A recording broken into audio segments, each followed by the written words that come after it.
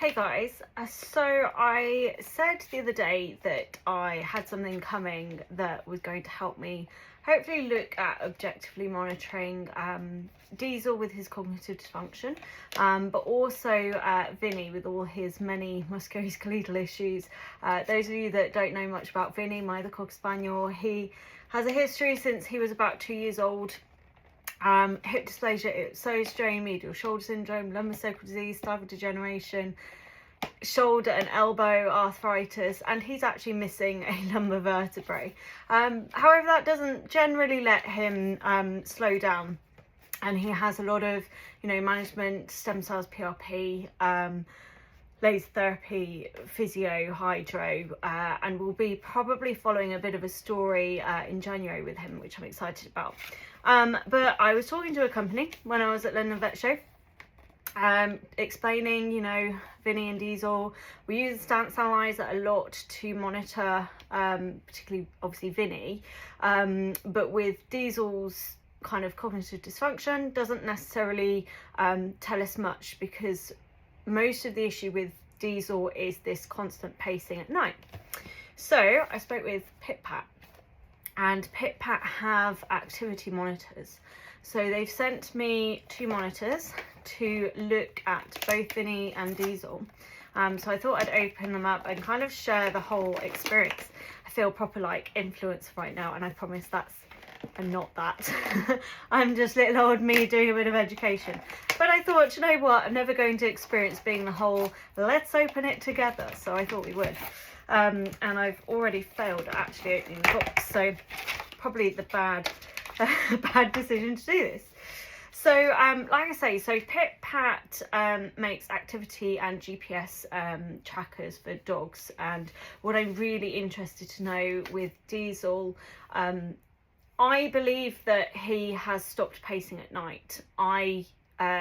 I'm not being woken up by him anymore, and where I leave him when I go to sleep is exactly where I'm finding him in the morning. And obviously you followed the journey of using laser therapy to see, and that's where I think we've made a big difference, is by using laser therapy to help.